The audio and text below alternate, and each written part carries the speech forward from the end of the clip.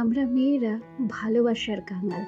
ভালোবাসা পেলে যে কোনো পরিস্থিতির সঙ্গে আমরা খাপ খাইয়ে নিতে পারি। ভালোবাসা পেলে হাজারো কষ্ট কিন্তু আমরা হাসি মুখে সহ্য করতে পারি।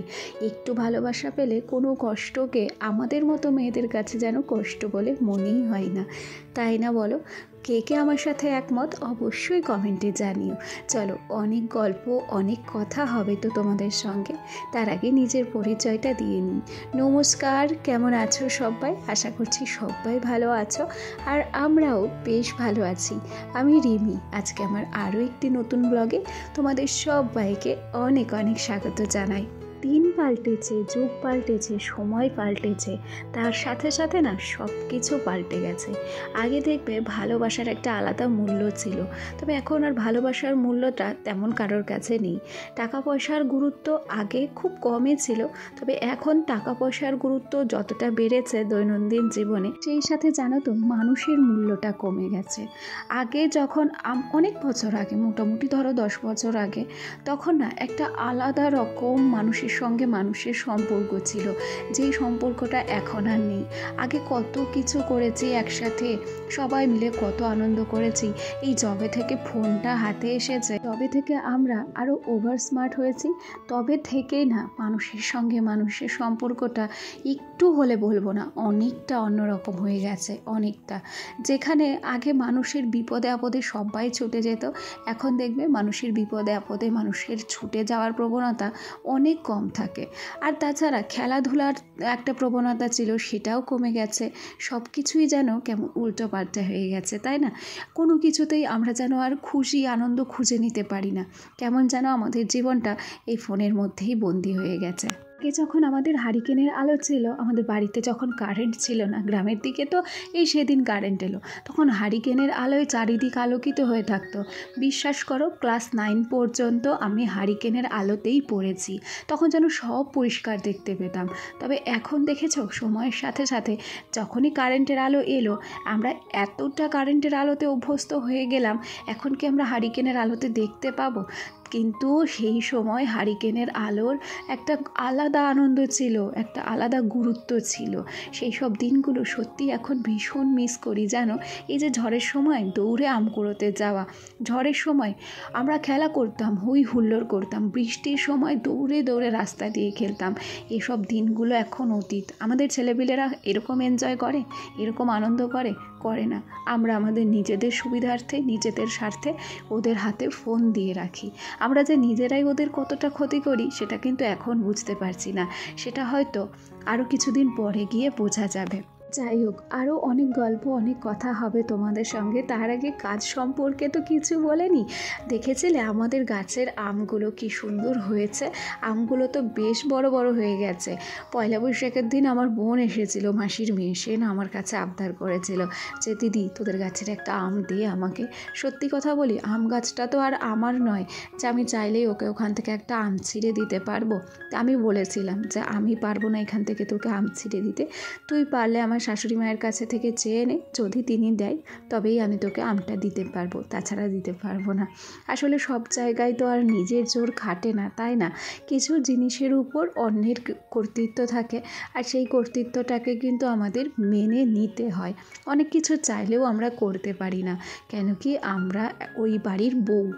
আমরা যদি আমাদের বাড়ির মেয়ে হতাম, ধরো আমার বাবার বাড়ির কথাই বলছি, তাহলে তো আর কারোর কাছে পারমিশন নেওয়া লাগতো না, নিজে ইচ্ছে করেই একটা আম হয়তো তাকে ছিঁড়ে দিতে পারতাম। গল্প করতে করতে ঘর বাড়ি কিন্তু গুছিয়ে নিয়েছি, আর মাঝপথে আমি চলেও এসেছিলাম বাবার বাড়ি।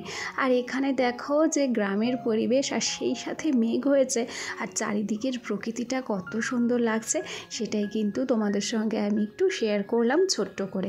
তাছাড়া বাবার বাড়ির আর কোনো কিছুই তোমাদের সঙ্গে শেয়ার করা হয়নি। এরপরেই না ভীষণ ঝোড়ো হাওয়া হচ্ছিল। আর এই ফলটাকেও চিনতে পারছো? ছোটোবেলায় এই ফল অনেক খেয়েছি, এখন বড় হয়ে গেছে না, তাই এইসব আর ভালো লাগে না।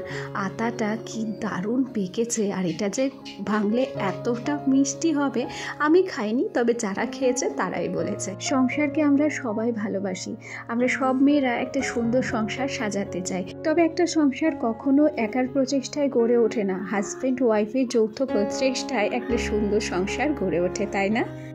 এই যে দেখো যে নতুন বউটা আসলো বিয়ের পরে, এও কিন্তু একটা সুন্দর সংসার সাজানোর আশাতেই এসেছে।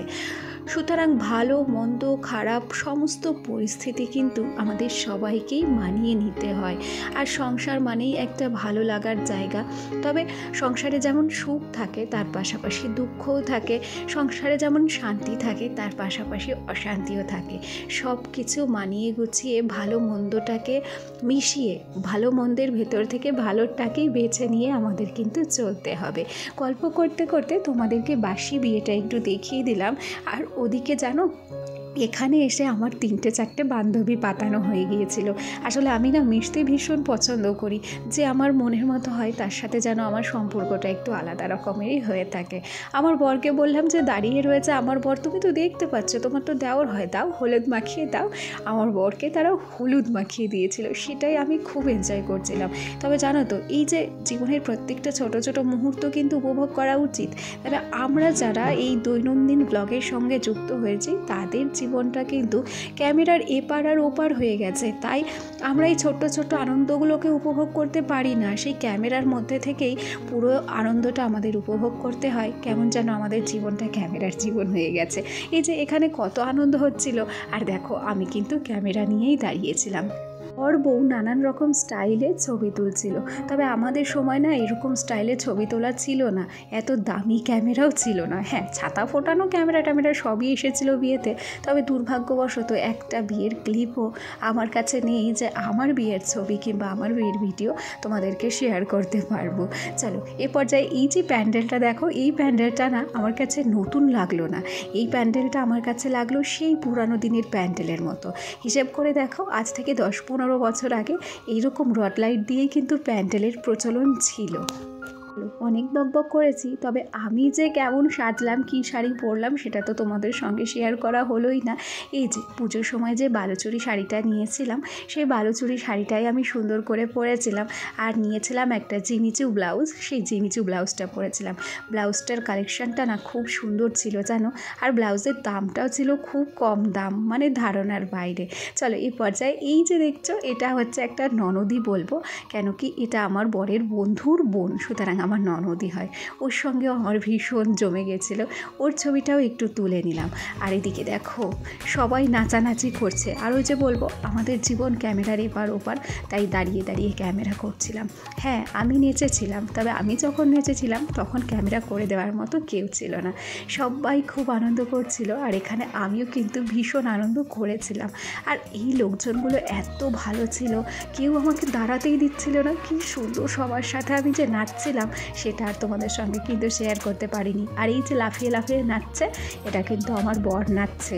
আমার বরের নাচটা কেমন লাগছে তোমাদের কমেন্ট করে জানাতে কিন্তু একদমই ভুলবে না। আমার বর ফুল এনার্জেটিক, খুব ভালো মনের মানুষ, খুব ফুর্তিবাজ। সে না আনন্দ করতেও ভালোবাসে, মানুষকে আনন্দ দিতেও ভালোবাসে। এই যেমন সবার সঙ্গে নেচেছিলাম, তেমন কিন্তু আমার সোনার সাথেও নাচ করতে ভুলিনি। যখন এই নাচের জায়গাটা ফাঁকা ছিল তখনই সোনার সাথে আমি নেচে নিচ্ছিলাম। তবে কী গানে নাচছিলাম কিছুই তোমাদের সঙ্গে শেয়ার করতে পারিনি, ওই যে কপিরাইটের ভয় কিন্তু সবারই থাকে। তাহলে আমার আজকের ভিডিওটি কেমন লাগলো কমেন্ট করে জানাতে ভুলো না। আজ আসি, টাটা।